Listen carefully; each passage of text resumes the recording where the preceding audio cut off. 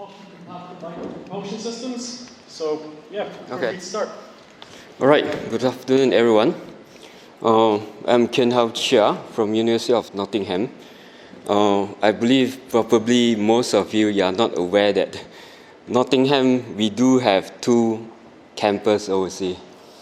Okay, one in Malaysia, another one in China. So Malaysia is my home country. I'm now working in the China campus. All right. So for my today's talk, I'm going to share with you our progress in developing PocketQube compatible micropropulsion systems based on the vibrating mesh technology. Okay, I'm going to skip this one. Is it okay to sound? Right, I think the background, I don't have to elaborate too much. After all, this is the second last presentations of today. I think most of us, we are very well aware of what is a PocketQube. And if you are newcomers, probably by now you should know what is PocketQube very well. I just want to quickly highlight the statistics that we have collected. The number of successful PocketQube launch up to now, this is up to June 2023, right? And we have seen, we can see clearly from this statistic that for the past 3 years, there is an increasing numbers of PocketQube launch into space. And if you look into the PocketQube launch by which country, you may notice that from Asia Pacific regions, the country that launched a PocketQube, Turkey and Malaysia, just recently. Okay, so I think in Asia Pacific regions, this is still quite a new things, right? It is even so, as I work in the China campus, while I prepare for the research proposal, it is in Chinese. I need to first write in English and then translate into Chinese. And for PocketQube, we do have a widely accepted translated words for that, but we still don't have an official terms for PocketQube in China. Okay, so let me go to the next slides. Okay, so for our research, our projects is about propulsion systems for PocketQube platform. Okay, so for PocketQube, we all know this PocketQube is inherently very small. The size is very small. So the two scarcest resources for PocketQube is the mass and also the electrical power. Of course, one may argue that with the deployable solar panels, we can boost out the amount of electricity that we can generate, we can produce. But think about this, if you have more electrical power, do you want to use most of them in propulsion system, or you want to use in your payloads or equipments to fulfill and complete your missions? Okay, so because of that, we established a very simple requirements for PocketQube propulsion systems. We hope that the propulsion systems that we develop can be something simple. I put a question marks next to it. I'll come back to this point later. Because it's simple, it's conceptually simple, it is compact at the same time. And we also hope that these propulsion systems consume low electrical power. Okay, so with that in mind, if we look into the assisting propulsion solutions, let's look at electric propulsion solutions. For those more complicated, complex electric propulsion concepts, for example, Hall effects or ion thrusters, you might need a very complicated power processing unit design, and that could be heavy. Then, at the same time, they are very high in terms of electrical power consumptions. Okay, but of course, they do offer a very high and very good specific impulse. Then, if we look into chemical propulsion systems, we need complicated and heavy storage tank to store the propellant, and we also need pipings, valve to transport the propellants into the thrusters. Okay, so that makes the systems heavy, and not easy to be miniaturized. Okay, and for chemical propulsion systems, the advantage of this is that it offers us a very good high thrust to mass ratios. So what options do we have for PocketQubes? So far, from the open literatures that we can study and check, there are 2 PocketQubes equipped with a propulsion system and launched into space. One is a WREN 1P PocketQubes, another one is a Laika 2P. And if you look into these 2 PocketQubes, the propulsion systems that they deploy is power plasma thrusters and vacuum arc thrusters. So these are the more simplified electric propulsion concept compared to the one that I mentioned just now, the Hall effect and the ion thrusters.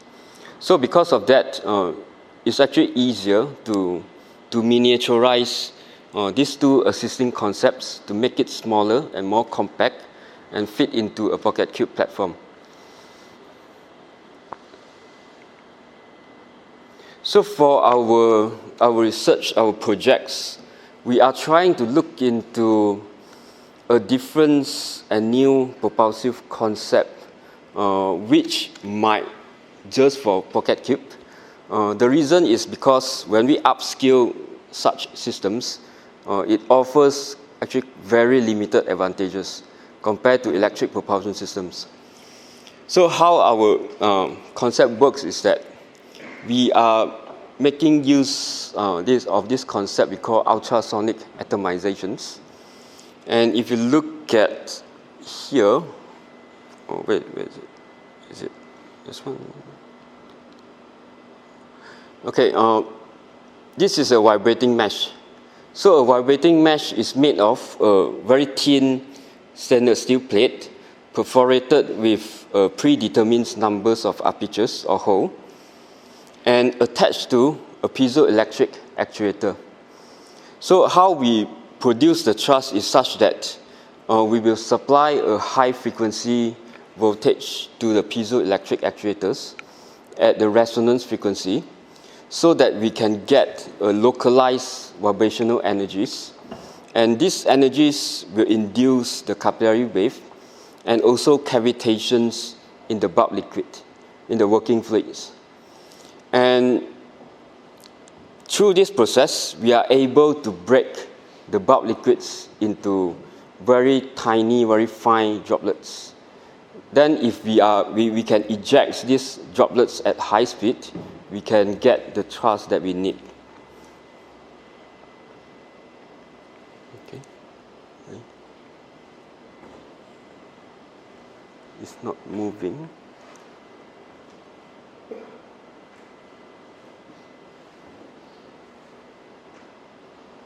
Okay, so based on this concept, right now we are developing micropropulsion systems that we call UAMS, and it offers the advantages of very simple design, and because of that, highly compact, and it consumes very little electrical powers, and at the same time provides a very high thrust. Okay, so this is our versions 2 prototypes, and it can fit into a PocketQube platform. Okay, so what we need in a UAMS is very simple. We just required 2 major components. One is a vibrating mesh. Another one is a driving circuit that can provide the driving voltage at the frequency that we need. So right now we are working on the version 3, where we switch the structural materials from aluminum alloys into PEEK, because for our propulsion systems, it doesn't involve any pressurizations. It is a non-pressurized storage of the working fluids. So in fact, we don't need the metal structures. Okay, so we have switched to PEEK, and that gives us approximately 25% of weight reductions. And also, we look into the compatibility issues. because for the working fluids that we are going to deal with, some of them it could be some polar solvent, for examples.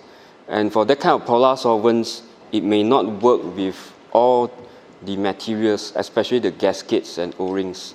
So in our version 3, we changed all that into PTFE material.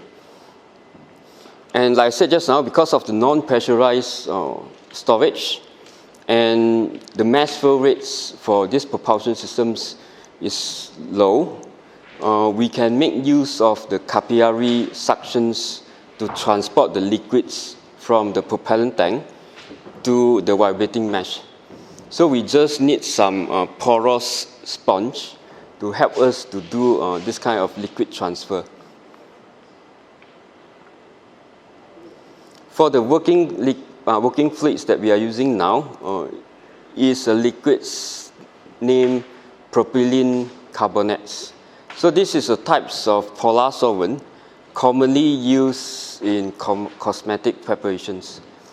And we choose these working fluids because of these few advantages that it can offer. For PC, the boiling point is high. Here we try to compare the fluid properties with water. The boiling point is high, freezing point is low. The liquid density is high, vapor pressure is low. So these liquid properties are favorable for long-term storage if we are going to develop it into the next stage. And also equally important for the fluid properties that we are looking for is the surface tensions and viscosity. Because not all the liquids can be successfully atomized using the vibrating mesh technologies, especially those highly viscous liquid. We just can't use the vibrating mesh to atomize them. So we found that PC propylene carbonates has just a very good combinations of properties for our applications. Okay, so this is a functional test at atmospheric pressure. On your left, you can see this is a video captured using the high-speed camera. And on the right, this is what we can see using a macro lens. So we try to use a macro lens to zoom in and look into the atomization process. And we also conducted some measurements about the particle size of the spray out particles. And most of them, they are under 7 micrometer, the particle size ejected from the vibrating mesh. And this is the functional test in vacuum chamber. So in the absence of air resistance, we can see that actually the ejected patterns of the droplets has changed from spray into a very focused and narrow jet. And this is actually good for propulsion applications because you are not wasting the energies to the other directions.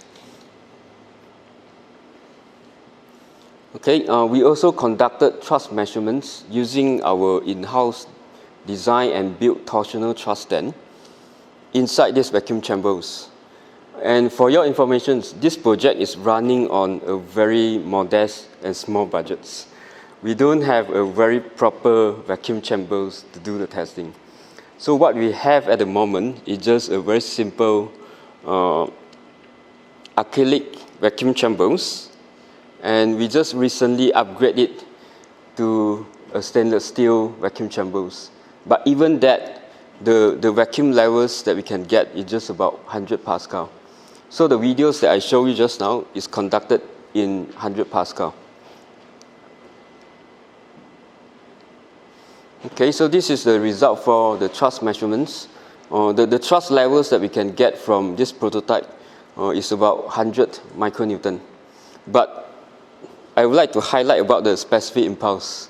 If you look at the number of specific impulse, it's actually low if you compare to the other propulsive concepts, which is sort of like expected, because if you look into how it works, it's just a very simple process we use to atomize the droplets, and then we eject the droplets. That's why I put a question mark next to the simple just now. So with a simple concepts, yes, we can get the thrust that we need, but we are actually sacrificing in terms of the specific impulse. Okay, so here is a comparison in terms of performance with other propulsion concepts. So for our prototypes, like I said just now, the power consumption is low, and in this case, we only need about 0.72 watt to run the prototype. And the thrust levels that we get is relatively high compared to the other propulsive concepts. And also, I would like to bring your attention to the last row. So in the last row, the vibrating mesh, like I said from the beginning, vibrating mesh, there are many tiny apertures on the surface. So in fact, we can custom-made the vibrating mesh. We can put on more apertures to the vibrating mesh and play around with the dimensions of the apertures. So in our latest testing, we try to go for 400 apertures, and each of these apertures is about 12 micrometer. And the thrust level that we can achieve is actually in millinewton level. But again, look at the specific impulse. We are sacrificing in terms of specific impulse. It's less than 5. Okay, so basically we are draining the liquids to get the thrust that we want.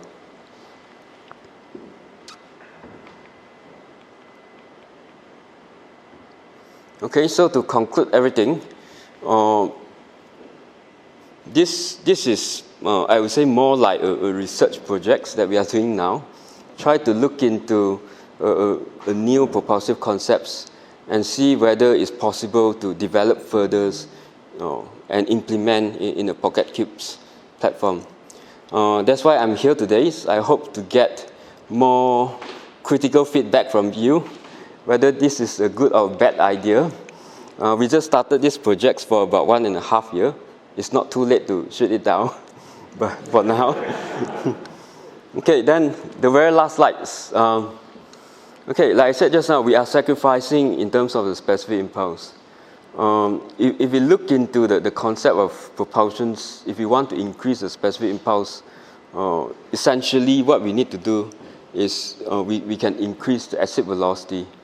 We can increase the exit velocity of the mass we ejected from the propulsion systems. So in order to achieve that, right now we are exploring this idea and see whether it's possible we use ionic liquids. We are ejecting the ionic liquids and combining with an external electrostatic field and see whether it's possible to improve on the exit velocity and the specific impulse. Okay, so this is sort of like our new ideas for future works. Okay, so with that, I end my presentations. Any questions or feedback? Very welcome. So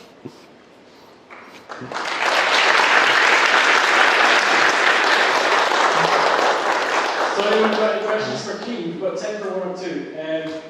Here's Joe.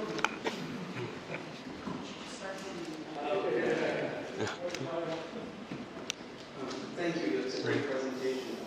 My concern is with the propylene carbonate. What sort of safety protocols do you use for that material? Just water gets people antsy when we put it as a propulsion mechanism in space. So, do you know what you have to be doing as far as safety handling? What's your personal protection? Things like that. Yeah, we are aware of that. Actually, right now, this is a very, very early stage of prototype. Honestly, we don't have that kind of system in place, the valve, the control valve. But in the futures, what we are looking at is we plan to implement a one-time valve into the systems.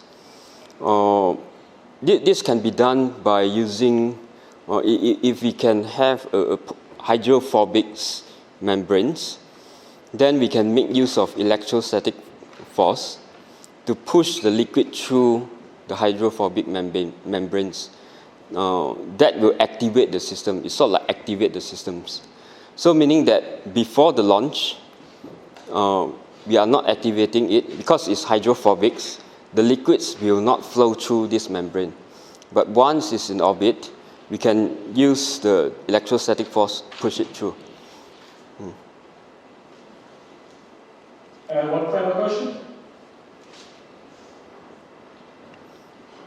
Hello, Patrick from propulsion technology. It's very interesting project. Thank you for presenting. About the specific impulse, what is the accuracy of the measurement? Because usually this order of magnitude of thrust is very difficult to measure in terms of total impulse. So can you open a little bit like how confident are you with that specific impulse figure? The specific impulse, the value of specific impulse, it was derived from the thrust that we measured using the torsional thrust ends and also the mass flow rates consumed for a predetermined period of time.